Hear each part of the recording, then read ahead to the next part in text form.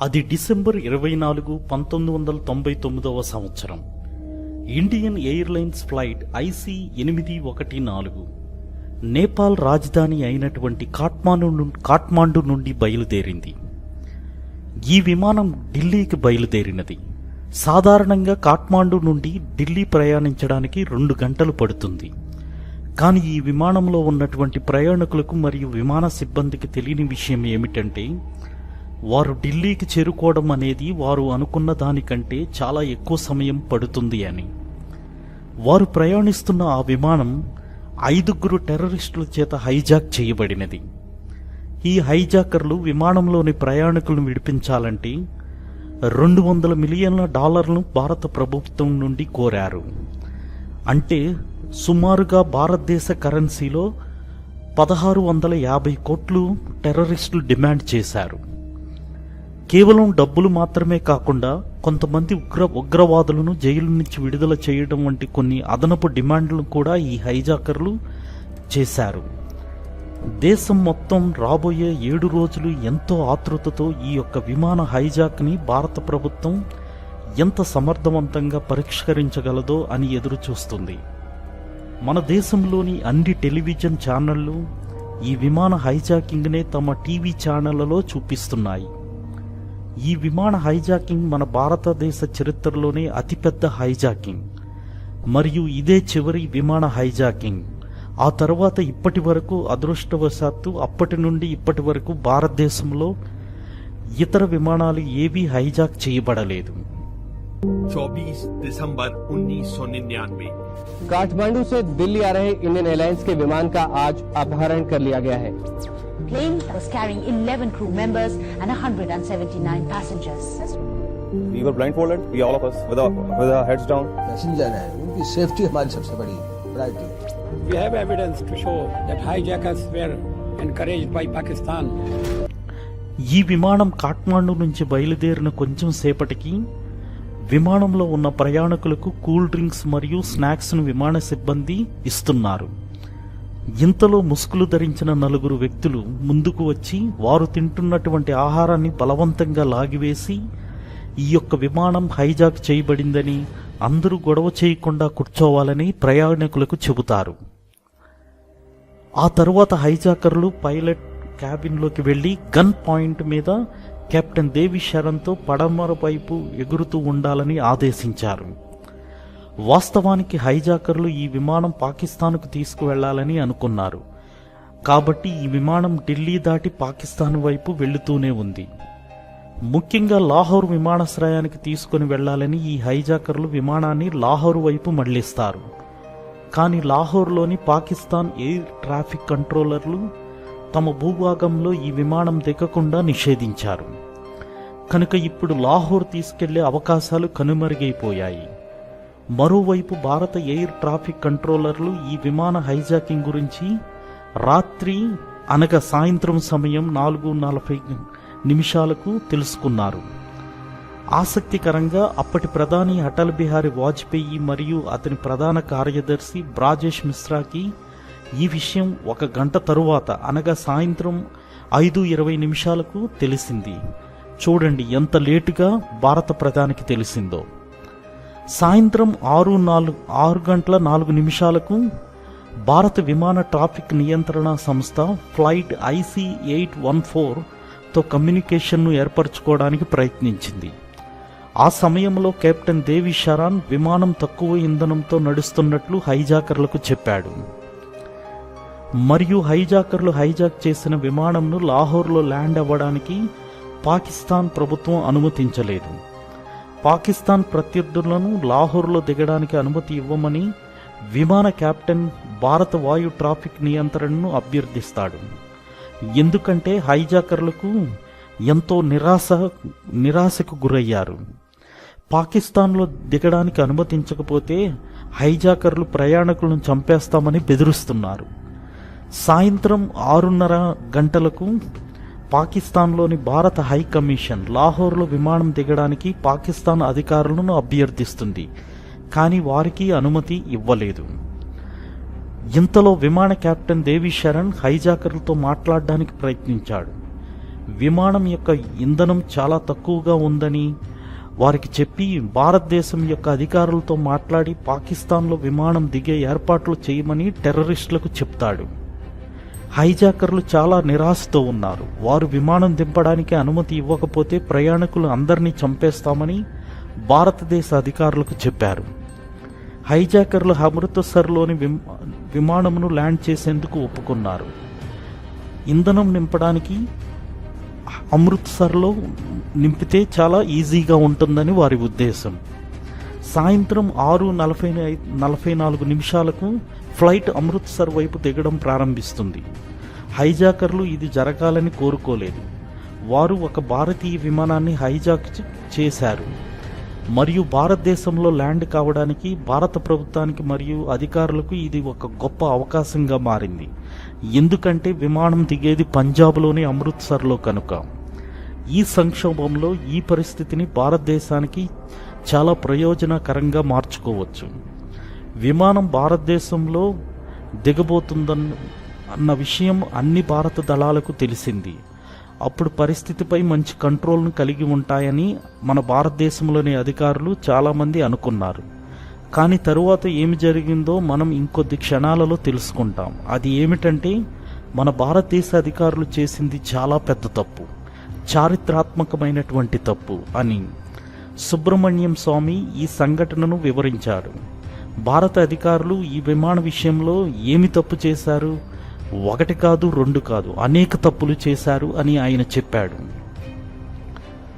రాత్రి 7 గంటలకు ఫ్లైట్ అమృత్సర్ విమానాశ్రయంలో దిగింది. అమృత్సర్లో విమానం దిగగానే వెంటనే వారు విమానానికి ఇంధనం నింపాలని కోరతారు. ఆశ్చర్యకరంగా Punjab director general of police DGP Sarbaj Singh ఈ విమాన హైజాక్ గురించి సమాచారం ఎలా తెలుసుకున్నారో తెలుసా? ఇతర అధికారిక సిబ్బంది ద్వారా డీజీపీ తెలుసుకోలేదు. ఇతని యొక్క సీక్రెట్ గ్రూపుల ద్వారా కూడా ఇతను తెలుసుకోలేదు. కేవలం ఈ డీజీపీ సర్బజ్ సింగ్ కేవలం టీవీలో వచ్చే వార్తల ద్వారా విమానం హైజాక్ చేయబడిందని తెలుసుకున్నారు. ఇది ఎంత ఘోరమైన కమ్యూనికేషన్ వైఫల్యం యొక్క స్థాయో మీరు గమనించండి. డీజీపీ లాంటి ముఖ్యమైన పోలీస్ అధికారి టీవీ చూస్తున్నప్పుడు ఈ హైజాకింగ్ గురించి తెలుసుకున్నారు. దీని ద్వారా మనకు తెలిసింది ఏమిటంటే పోలీసు వ్యవస్థ ఎంత బలంగా పంజాబ్లో ఉందో అని.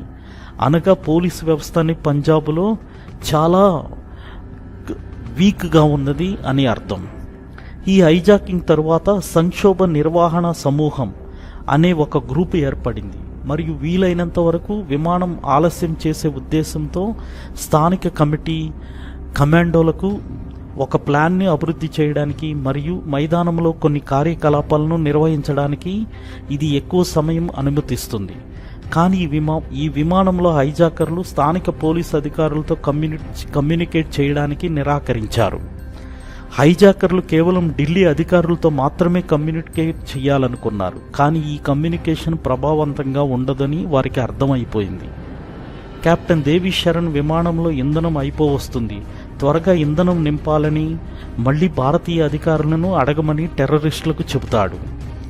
కెప్టెన్ దేవి శరణ్ భారతీయ అధికారులతో ఈ విధంగా అన్నాడు: విమానంలో ఇంధనం నింపకపోతే హైజాకర్లు ప్రయాణికులపై దాడి చేస్తామని బెదిరిస్తున్నారు. వారు ప్రయాణికులను చంపడం ప్రారంభిస్తారు. అయినా కూడా భారతీయ అధికారులు ఇంధనం మాత్రం నింపట్లేదు. హైజాకర్లు వాస్తవానికి సత్యం సింగ్ అనే ఒక వ్యక్తిపై దాడి చేశారు కూడా. అతని మెడను గాయపరిచేందుకు వారు కత్తిని ఉపయోగించారు. మరోసారి కెప్టెన్ దేవి శరణ్ వెంటనే విమానానికి ఇంధనం నింపాలని భారతీయ అధికారులను వేడుకొన్నాడు. రాత్రి 7:45 క్రైసిస్ మేనేజ్మెంట్ అనే ఒక గ్రూపు ఒక ప్లాన్ని రూపొందించింది. అది రూపొందించిన తర్వాత పంజాబ్ పోలీసులకు ఆ ప్లాన్ను అమలు చేయాలని చెప్పి ఆదేశాలను కూడా జారీ చేసింది. పంజాబ్ పోలీసులోని కొంతమంది పోలీసులను రహస్యంగా విమానంలో దాచడానికి విమానం ఇంధనంగా ఉన్న ఇంధన ట్యాంకర్ను సద్వినియోగం చేసుకోవాలని ఆ ప్లాన్లో వారు నిర్ణయించుకున్నారు. తద్వారా రహస్యంగా లోపలికి వెళ్లిన వారు విమానం యొక్క టైర్లను పంక్చర్ చేయవచ్చు. దెబ్బతిన్న టైర్లతో విమానం మళ్లీ బయలుదేరదు. ఇది మంచి ప్లాన్. కానీ ఈ ప్లాన్ను అమలు తీసుకురావడానికి ముందు ఏటీసీ సంస్థ మరొక ప్లాన్తో ముందుకు వచ్చింది. విమానం ముందు ఇంధన ట్యాంకర్ ఎందుకు ఉంచకూడదు? కాబట్టి ఇంధన ట్యాంకర్ విమానం వైపు వెళ్ళడం ప్రారంభించింది. కానీ ఇంధన ట్యాంకర్ యొక్క డ్రైవర్ కొంచెం వేగంగా డ్రైవింగ్ చేస్తున్నాడు. కాబట్టి ట్యాంకర్ యొక్క వేగం వారు ఏదో చేయడానికి ప్లాన్ చేస్తున్నారని హైజాకర్లు భావించవచ్చని ఏటీసీ సంస్థ ఆందోళన చెందింది. కాబట్టి డ్రైవర్ని నెమ్మదిగా డ్రైవ్ చేయమని ఏటీసీ సంస్థ డ్రైవర్ని కోరింది. ఏటీసీ సంస్థ మరియు డ్రైవర్ మధ్య మిస్కమ్యూనికేషన్ లేదా మరేదైనా కారణంగానో అకస్మాత్తుగా డ్రైవర్ ఇంధన ట్యాంకర్ను దారి మధ్యలోనే ఆపివేశాడు. విమానం యొక్క కాక్పిట్లోని హైజాకర్లు మరియు కెప్టెన్ ఇదంతా చూస్తూనే ఉన్నారు. డ్రైవర్ ఇంధనం యొక్క ట్యాంకర్ను దారి మధ్యలోనే ఆపివేయడాన్ని చూసి హైజాకర్లు షాక్ అయ్యారు. మొదట ఇంధన ట్యాంకర్ విమానం వైపు చాలా వేగంగా వస్తుంది, ఆపై అది అకస్మాత్తుగా దారి మధ్యలోనే ఎందుకు ఆగిపోయింది అని హైజాకర్లు తమలో తాము అనుకుంటున్నారు. ఏదో తప్పు జరిగిందని వారు గ్రహించారు. ఇది హైజాకర్లకు మరింత నిరాశపరిచింది మరియు హైజాకర్లు చాలా కోపంగా ఉన్నారు. ఎందుకంటే హైజాకర్లు అనుకున్నది ఏమిటంటే మొదటగా విమానంలో ఇంధనం నింపి తరువాత వెంటనే విమానమును తిరిగి గాల్లోకి తీసుకువెళ్లాలని కోరుకున్నారు. ఇప్పుడు హైజాకర్లు విమానంలో ఇంధనం నింపకుండానే విమానంను టేకాఫ్ చెయ్యాలని చెప్పి కెప్టెన్ షరన్ పై ఒత్తిడి తెచ్చారు. విమానాశ్రయంలో కంటే విమానం గాలిలో ఉండడమే మంచిదని హైజాకర్లు భావించారు. కనుక కెప్టెన్ షరన్ని ఎమ్మటే విమానాన్ని టేకాఫ్ చేసి అమృత్సర్ విమానాశ్రయం నుంచి బయలుదేరాలని చెప్పి కెప్టెన్ షరన్ పై ఒత్తిడి తెచ్చారు. ఈ ఒత్తిడిలో కెప్టెన్ షరన్ విమానం మరొకసారి టేకాఫ్ చేయడానికి సిద్ధంగా ఉన్నాడు. విమానాన్ని రన్వేపై వేగవంతం చేస్తున్నప్పుడు ఇంధన ట్యాంకర్లు విమానం ముందుగా ఉన్నటువంటి ఇంధన ట్యాంకర్ పేలిపోతాయని అనుకున్నారు. కానీ దేవుని దయ వల్ల అలా జరగలేదు. ఇప్పుడు మరోసారి విమానం గాలిలో ఉంది. ఇది ఖచ్చితంగా రాత్రి 7:49 జరిగింది. ఎన్ఎస్జీ కమాండోలు విమానాశ్రయానికి చేరుకున్న క్షణం కూడా అప్పుడే. కానీ వాళ్ళు ఏమీ చేయలేకపోయారు. ఆపరేషన్ భయంకరంగా వెనక్కు తగ్గింది. విమానం గాలిలోకి వెళ్లడం వల్ల ఎన్ఎస్జీ కమాండోలకు ఎటువంటి చర్య తీసుకునే అవకాశం కలగలేదు. ముఖ్యమైన విషయం ఏమిటంటే విమానానికి ఇంకా ఇంధనం నింపలేదు. టేకాఫ్ చేస్తున్నప్పుడు కెప్టెన్ దేవి శరణ్ ఏటీసీకి ఒక సందేశాన్ని పంపాడు, మేమందరం చనిపోబోతున్నాము అని. లాహోర్కి అమృత్సర్ నుండి కేవలం 50 కిలోమీటర్ల దూరం మాత్రమే ఉంది. కనుక ఏదో ఒక చిన్ని ఆశ. ఆ ఆశ ఏమిటంటే పాకిస్తాన్ అధికారులు లాహోర్లో విమానం దిగడానికి అనుమతి ఇస్తారని. అందుకోసమే మరోసారి ఈ విమానం పాకిస్తాన్ వైపు తిరిగింది. కానీ పాకిస్తాన్లోని ఏటీసీ అధికారులు ఈ విమానం లాహోర్లో దిగడానికి అనుమతి నిరాకరించారు. పాకిస్తానీ అధికారులు ఇంకా ఆందోళనలో ఉన్నారు. ఎందుకంటే హైజాకర్లు లాహోర్లో విమానం ల్యాండ్ చేయమని పైలట్లను బలవంతం చేస్తారని వారు ఆందోళన చెందారు. కాబట్టి పాకిస్తాన్ విమానాశ్రయంలో అన్ని లైట్లు ఆపివేయబడ్డాయి.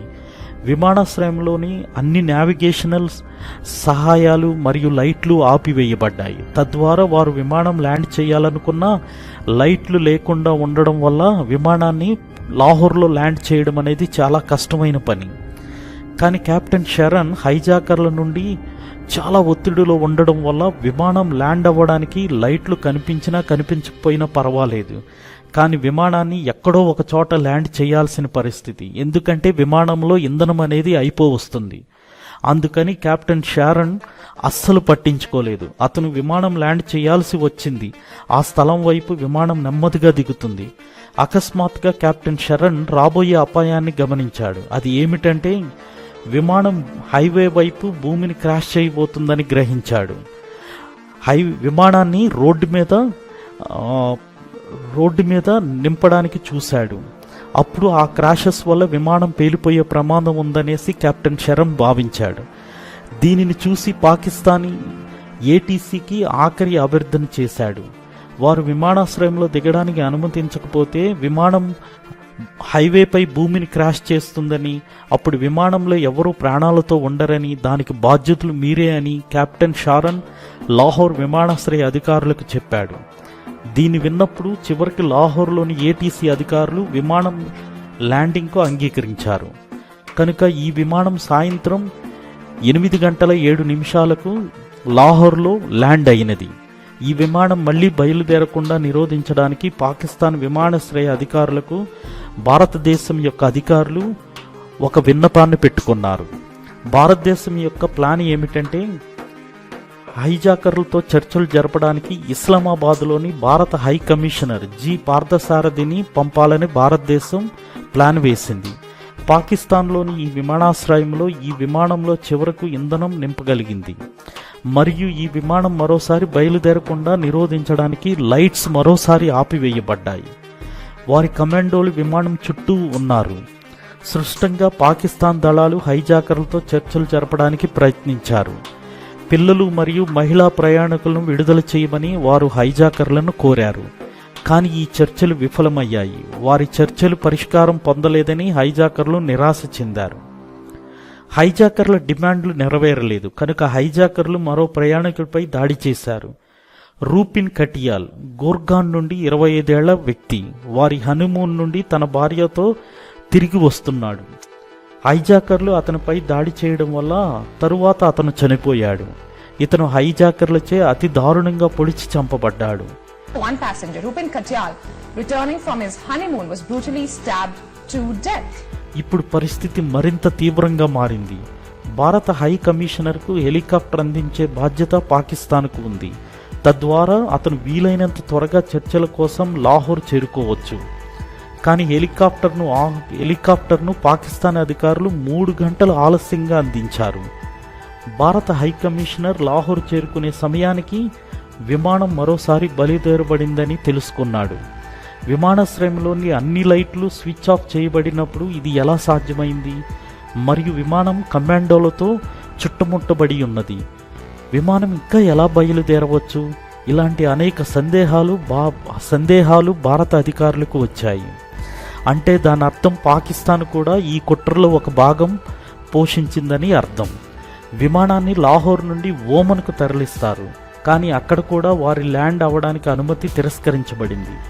ఈ ఫ్లైట్ యొక్క తదుపరి ల్యాండింగ్ దుబాయ్లో గల ఆల్ మినాడ్ ఎయిర్ బేస్ వద్ద ఉదయం 3 గంటలకు విమానం ల్యాండ్ అవ్వడానికి అనుమతి ఇవ్వబడినది. ఇన్ని చర్చల తరువాత హైజాకర్లు చివరకు ఇక్కడ 26 మంది ప్రయాణికులను విడుదల చేశారు. ప్రయాణికులను తిరిగి భారతదేశం తీసుకువెళ్లడానికి ఇండియన్ ఎయిర్లైన్స్ యొక్క ప్రత్యేక సహాయ విమానం దుబాయ్కు పిలువబడింది. ఈ విమానంలో అప్పటి పౌర విమాన మంత్రి శరద్ యాదవ్ హాజరయ్యారు మరియు ఈ శరద్ యాదవ్ ప్రయాణికులతో పాటు వారిని సురక్షితంగా వారి ఇళ్లకు తీసుకెళ్లడానికి ప్రత్యేక సౌకర్యాలు కల్పించారు. ఈ హైజాక్ చేసిన విమానం గురించి దుబాయ్ నుండి తిరిగి వచ్చే ప్రయాణికులు కొన్ని ముఖ్యమైన సమాచారాన్ని భారతదేశ అధికారులకు వెల్లడించారు. విమానంలో పురుషులు మహిళల నుండి పిల్లల నుండి వేరు చేయబడ్డారని చెప్పారు. అందరి కళ్లకు గంతలు కట్టినట్లు చెప్పారు. అలా కట్టడం వల్ల ఎవరిని చూడలేరు. కొంతమంది మహిళలు హైజాకర్లు తమ పట్ల మర్యాదగా ప్రవర్తిస్తున్నారని మరియు పిల్లలతో చాలా ఆప్యాయంగా ఉన్నారని చెప్పారు. విమానంలో 5 హైజాకర్లు ఉన్నారని, వారికి కోడ్ పేర్లు ఉన్నాయని వారు చెప్పారు. వారి నాయకుడు తనను తాను చీఫ్ అని పిలుచుకునేవాడని చెప్పారు. మరో 4 బర్గర్, డాక్టర్, శంకర్ మరియు బోలా. సహజంగానే ఇవి హైజాకింగ్ కోసం వారు ఉపయోగిస్తున్న నకిలీ పేర్లు, కానీ వారి అసలు పేర్లు చాలామంది హైజాకర్లు పాకిస్తాన్ నుండి వచ్చిన వారని మేము తరువాత తెలుసుకున్నామని తెలిపారు. కెప్టెన్ మరియు బందీలైన ప్రయాణికులు తర్వాత చెప్పినదేమిటంటే, హైజాకర్లలో ఒకరైన బర్గర్ విమానంలో ప్రజలను ఎంతో ప్రశాంతంగా ఉంచారని, అతను చాలా మంచి మనసుతో అందరి పట్ల ప్రవర్తించాడని వారు వెల్లడించారు. విమానంలో పాడటం, జోకులు వేయడం మరియు బందీలైన ప్రయాణికులతో ప్రేమగా మాట్లాడడం ద్వారా ఇలా టెర్రరిస్టులు ప్రవర్తించారని చెప్పారు. కొంతమంది హైజాకర్లు చాలా వింతగా ప్రవర్తిస్తున్నారని, వారి ప్రవర్తన చాలా ఆశ్చర్యం కలిగించిందని చెప్పారు. కానీ కొంతమంది హైజాకర్ల గురించి చెడుగా కూడా చెప్పారు. ఎందుకంటే హైజాకర్లు ప్రయాణికులకు ఆహారం ఇవ్వడం లేదని కథనాలు కూడా ఉన్నాయి. ఆకలి కారణంగా తన బిడ్డ ఏడుస్తున్నట్లు ఒక మహిళ పేర్కొంది మరియు పిల్లవాడు అల్లరిమాని నిశ్శబ్దంగా ఉండాలని హైజాకర్లు ఆమెపై అరిచారని కూడా ఆమె చెప్పింది. ఇప్పటికీ 1 రోజు గడిచింది. విమానంలో ప్రయాణికులు అధ్వానమైన పరిస్థితుల్లో ఉన్నారు. ఆహారం మరియు నీరు తక్కువగా ఉన్నాయి. మరుగుదొడ్లు భయంకరమైన స్థితిలో ఉన్నాయి. విమానం మరోసారి బయలుదేరింది మరియు ఈసారి అది ఆఫ్ఘనిస్తాన్కు వెళ్ళింది. ఈ విమానం కాందహార్ అంతర్జాతీయ విమానాశ్రయంలో దిగింది. ల్యాండింగ్ తరువాత అక్కడ ఉన్న తాలిబాన్ అధికారులు హైజాకర్ల మధ్య మరియు భారతదేశం అధికారుల మధ్యవర్తిత్వం కోసం వారు అంగీకరించారు. ఇది నిజం. ఈ సమయంలో ఆఫ్ఘనిస్తాన్లో తాలిబాన్ అధికారంలో ఉంది, కానీ తాలిబానీ ప్రభుత్వాన్ని భారతదేశం గుర్తించలేదు. కాబట్టి భారతదేశం ఇస్లామాబాద్ నుండి కాందహార్కు భారత హైకమిషన్ను చర్చలకు పంపించడానికి ఒప్పుకుంది. రాబోయే 6 రోజులు విమానం మరియు దాని ప్రయాణికులు అక్కడే ఉన్నారు. ప్రతిదీ తరువాత కూడా వారు అక్కడ 6 రోజులు చిక్కుకొని ఉన్నారు. తరువాత ఏమి జరుగుతుందో వారికి తెలియదు. వారి భవిష్యత్తు ఎలా ఉంటుందో తెలియదు. వారు అక్కడ చంపబడితే తాలిబాన్ యొక్క నిజమైన ఉద్దేశాలపై భారత ప్రభుత్వం అనుమానం వ్యక్తం చేసింది. ఎందుకంటే ఈ విమానం చుట్టూ తాలిబాన్ సభ్యులు ఆయుధాలు మోస్తూ వాళ్ళకి కాపలాగా ఉన్నారు. హైజాకర్లపై చర్యలు తీసుకుంటున్నట్లు తాలిబాన్ పేర్కొంది. కాబట్టి హైజాకర్లు నిర్లక్ష్యంగా ప్రవర్తించరు. వారు తమ సభ్యులను విమానం చుట్టూ భద్రతగా ఉంచారు. కానీ భారత విశ్లేషకులు హైజాకర్లపై సైనిక కార్యకలాపాలను నిర్వహించలేని విధంగా ఇది జరిగిందని నమ్ముతున్నారు. అజిత్ దోవాల్ ఒక ప్రత్యేక ఇంటర్వ్యూలో ఒక ప్రత్యేక జట్టులో ఒక భాగం. వారు ఉగ్రవాదులతో చర్చలు జరపడానికి కాందహార్కు పంపబడ్డారు. కాందహార్లోని చురుకైన ఐఎస్ఐ నుండి హైజాకర్లు మద్దతు పొందుతున్నారని వారు పేర్కొన్నారు. వారు సురక్షితమైన నిష్క్రమణ పొందుతారని హామీ ఇచ్చారు. ఐఎస్ఐ ప్రమేయం లేకుండా భారతదేశం ఈ హైజాకింగ్ను బాగా పరిష్కరించగలదని వారు పేర్కొన్నారు. భారతదేశంలో పరిస్థితి చాలా ఉగ్రతంగా ఉంది. ఇది 1999లో జరిగినటువంటి ఘటన. కార్గిల్ యుద్ధం యొక్క సంవత్సరం. ప్రధానమంత్రి అటల్ బిహారీ వాజ్పేయి పాకిస్తాన్తో శాంతియుత సంబంధాలు కలిగి ఉండడానికి ప్రయత్నించారు, కానీ ప్రయత్నాలు విఫలమయ్యాయి. మరియు ఈ హైజాక్ ప్రధానమంత్రి యొక్క పదవికి సున్నితమైనటువంటి సమస్య. ఈ కేసు గురించి ఇంకా చాలా విషయాలు స్పష్టంగా లేవు. ఇప్పుడు కూడా కాట్మాండు విమానాశ్రయంలో భద్రత ఎలా ఉల్లంఘించబడిందో వాళ్ళకి తెలియట్లేదు. దీనికోసం దావుద్ ఇబ్రహీం యొక్క నేపాల్ నెట్వర్క్ ఉపయోగించబడిందని మాత్రం తర్వాత వాళ్ళు తెలుసుకున్నారు. భారత అధికారులు తప్పుగా తమ యొక్క ప్లాన్లు నిర్వహించడం ద్వారా ఈ చర్చలు అనేవి ఇంకా ఎక్కువ రోజులకు పొడిగించారని చెప్పి వాళ్ళు భారత ప్రభుత్వం యొక్క అధికారులు మీద కోపంగా ఉన్నారు. కాందహార్ వద్ద హైజాకర్లు $200 మిలియన్ డిమాండ్ చేశారు, అనగా 1650 కోట్లు. అదనంగా వారు 36 మంది ఖైదీలను విడుదల చేయాలని భారతదేశాన్ని డిమాండ్ చేశారు. ఇది కాకుండా ఆర్కట్ హుల్ ముజాహిద్దీన్ వ్యవస్థాపకుడు సజ్జద్ అఫ్ఘనీ మృతదేహాన్ని కూడా వారు డిమాండ్ చేశారు. ఇవి దారుణమైన డిమాండ్లు. వారు అధిక డిమాండ్లు చేశారు మరియు చాలా డబ్బు అడిగారు. కానీ భారతదేశంలో ప్రభుత్వం మాత్రం వేరువేరు ఒత్తిళ్లకు గురైంది. అది డిసెంబర్ 26న ఈ హైజాకింగ్ గురించి విదేశాంగ మంత్రి జస్వంత్ సింగ్ విలేకరుల సమావేశంలో ఇలా చెప్పారు. చర్చల బృందంతో ప్రభుత్వం నిరంతరం సన్నిహితంగా ఉంది. అకస్మాత్తుగా ఈ విలేకరుల సమావేశానికి ప్రజల గుంపు, అనగా ఈ ప్రయాణికుల యొక్క బంధువులు, మిత్రులు అందరూ కలిసి వచ్చి అంతరాయం కలిగించారు. వారు విమానంలోని ప్రయాణికుల కుటుంబ సభ్యులు మరియు బంధువులు అనేక ప్రశ్నలు అడగడం ప్రారంభించారు. ఈ విలేకరుల సమావేశంలో వారు హైజాకర్ల డిమాండ్ నెరవేర్చాలని విదేశీ వ్యవహారాల మంత్రిని అడుగుతారు. తద్వారా విమానంలోని ప్రయాణికులందరూ సురక్షితంగా ఇంటికి రాబడతారని చెప్తున్నారు.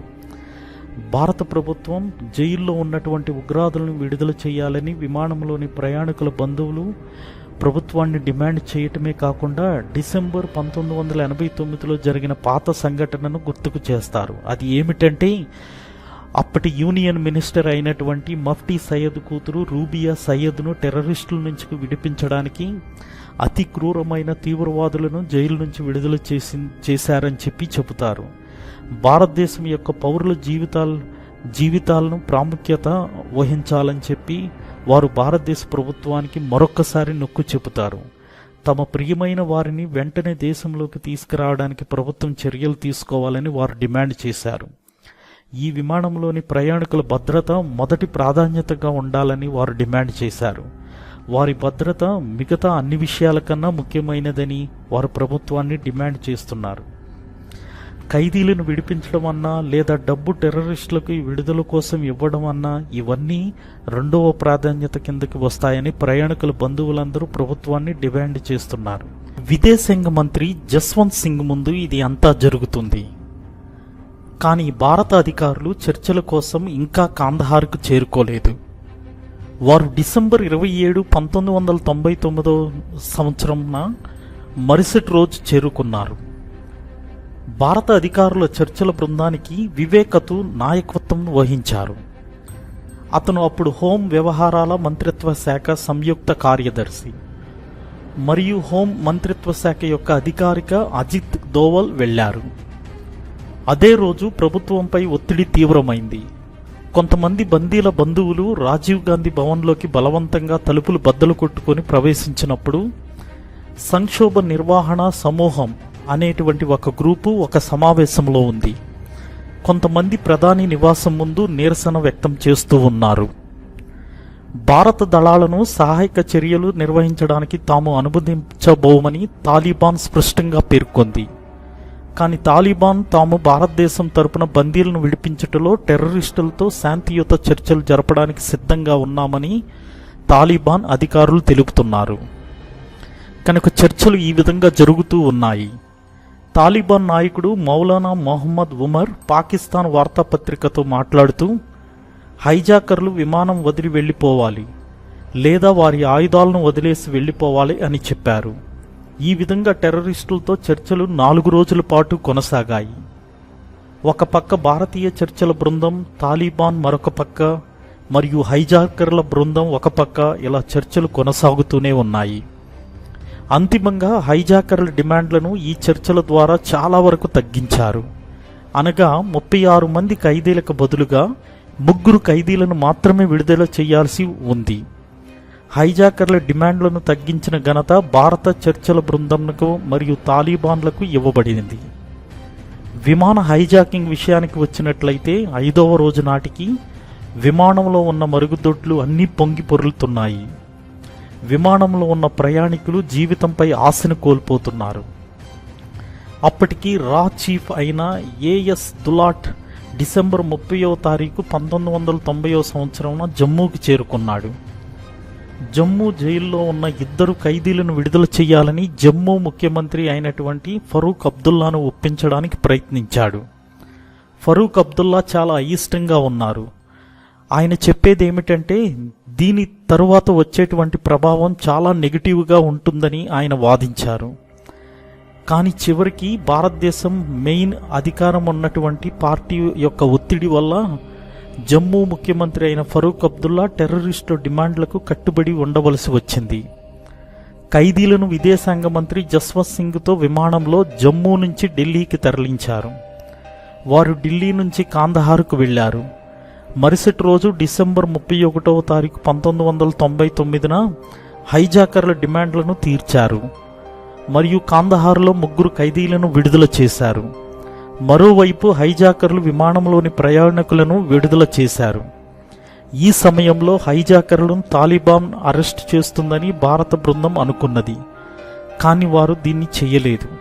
తాలిబాన్ యొక్క అత్యున్నత నాయకుడు మరియు మరొక తాలిబానీ సభ్యుడు హైజాకర్లను మరియు విడుదల చేసినటువంటి ఉగ్రవాదులను తమ వాహనములో ఉంచి వారిని పాకిస్తాన్ సరిహద్దు వైపు తీసుకుని వెళుతున్నారు.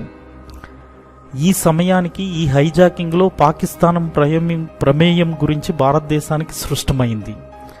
ఎందుకంటే విడుదల చేసిన వ్యక్తులలో 2 పాకిస్తానీయులు ఉండడం అనేది చాలా ముఖ్యమైనటువంటి విషయం. అనగా వారు పాకిస్తాన్ మనుషులు కాబట్టి పాకిస్తాన్లోకి వెళ్లారు. హైజాకింగ్ ఈ యొక్క ఆటలో పాకిస్తాన్ ప్రమేయం ఎంతో ఉందని ధృవీకరించబడినది. హర్కాట్ అనే పాకిస్తాన్కు చెందిన మిలిటెంట్ గ్రూపు పీఓకేలో చాలా చురుగ్గా ఉంటుంది మరియు 36 మంది ఖైదీలలో 33 మంది ఖైదీలను విడుదల చేయాలని హైజాకర్లు డిమాండ్ చేశారు. వారందరూ పాకిస్తానీయులు. ఈ హైజాకర్లు సురక్షితంగా పాకిస్తాన్ చేరుకోవడానికి సరిహద్దును దాటారు. మరోవైపు ప్రయాణికులు చివరకు సురక్షితంగా మన దేశానికి వచ్చారు. చాలామంది ప్రయాణికులు ఈ యొక్క హైజాకింగ్లో గాయపడ్డారు మరియు వారిలో ఎక్కువ మంది ఆకలితో ఉన్నారు. డిసెంబర్ 31, 1999న వారు మన భారతదేశానికి తరలివచ్చారు. హైజాక్ చేయబడిన విమానం 2001లో వాడకం నుంచి వేరు చేయబడింది. ఎందుకంటే ఆ విమానం అప్పటికే 20 ఏళ్ల విమానం, అంటే 20 ఏళ్లుగా ఆ విమానాన్ని నడుపుతున్నారు. ఇప్పుడు ఆ విమానం యొక్క పరిస్థితి బాగాలేదు కనుక దాన్ని వేరు చేశారు. ఎందుకంటే ఇది అప్పటికే 20 వేళ్ల విమానం. ఈ సంఘటనకు అసలు కారణం మనం చూసినట్లయితే అది స్పష్టంగా హైజాకర్లపై వస్తుంది మరియు వారికి మద్దతు ఇచ్చే వాటాదారులు అంటే పాత్రదారులు ఎవరంటే వారు తాలిబాన్ లేదా పాకిస్తాన్ దళాలు. ఎందుకంటే ఈ యొక్క హైజాకింగ్లో టెర్రరిస్టులకు తోడుగా ఉన్నది తాలిబాన్లు మరియు పాకిస్తాన్లు. అందుకనే వాళ్ళు ఆ టెర్రరిస్టులని అరెస్ట్ చేయలేదు. అయినా దీనితో పాటు ప్రస్తుత ప్రభుత్వం అంటే మన యొక్క భారతదేశ ప్రభుత్వం కూడా ఉన్నది. ఎందుకంటే ఈ హైజాకింగ్ సంక్షోభాన్ని ఎదుర్కోవడంలో భారత ప్రభుత్వం ఎంతో భయంకరంగా విఫలమైంది. ఈ విమానం అమృత్సర్లో ఉన్నప్పుడు విమానంపై నియంత్రణను తిరిగి పొందడానికి భారత దళాలకి ఇది ఒక సువర్ణ అవకాశం. కానీ ప్రభుత్వం చేసిన పెద్ద బ్లండర్లను కమ్యూనికేషన్ గ్యాప్గా లేబుల్ చేయవచ్చు. కానీ ఈ బ్లండర్ల ఫలితంగా జైష్-ఈ మహమ్మద్ టెర్రరిస్టుల గ్రూప్ తర్వాత ఏర్పడింది. అందువల్ల ఆ తర్వాత భారతదేశంపై జరిగిన అనేక దాడులను మనం చూసాము. అమృత్సర్ వివాదం నుండి మరొక షాకింగ్ వార్త రా చీఫ్ మనకు చెబుతున్నది ఏమిటంటే విమానంలో గల ప్రయాణికులలో షాషి భూషణ్ సింగ్ తోమర్ వారిలో ఒకరు. ఇతను ఎన్కే సింగ్ యొక్క బావ. ఎన్కే సింగ్ ఎవరంటే ప్రధానమంత్రి వాజ్పేయి యొక్క ముఖ్య సలహాదారుడు. కనుక ఈ భూషణ్ సింగ్ తోమర్ యొక్క భద్రతను దృష్టిలో పెట్టుకొని అమృత్సర్ నుండి విమానం బయలుదేరడానికి అనుమతిని ఇచ్చాడని ఇతనిపై ఒక ఆరోపణ ఉన్నది. విమానం అమృత్సర్లో ఉన్నప్పుడు విమానంలోని బందీలైనటువంటి ప్రయాణికులను కాపాడడానికి భారతదేశ కమాండోలకు ఒక గొప్ప అవకాశం ఉండేది. కానీ విమానం ఎప్పుడైతే అమృత్సర్ నుండి బయలుదేరిందో ఆ బంగారపు అవకాశం భారతదేశం యొక్క అధికారులు కోల్పోయారు.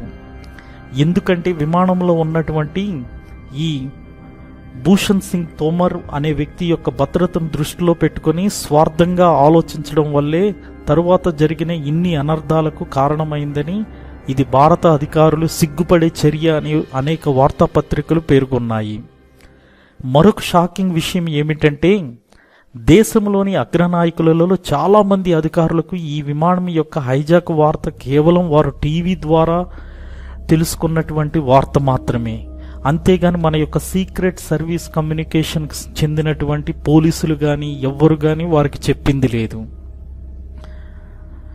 కనుక వారి కమ్యూనికేషన్ ఛానల్కు బదులుగా కేవలం టీవీల ద్వారా తెలుసుకోవడం అనేది అధికారుల యొక్క సీక్రెట్ వ్యవస్థల యొక్క పనితీరు ఎంత దారుణంగా ఉందో మనకి ఈ యొక్క ఘటన ద్వారా తెలుస్తుంది.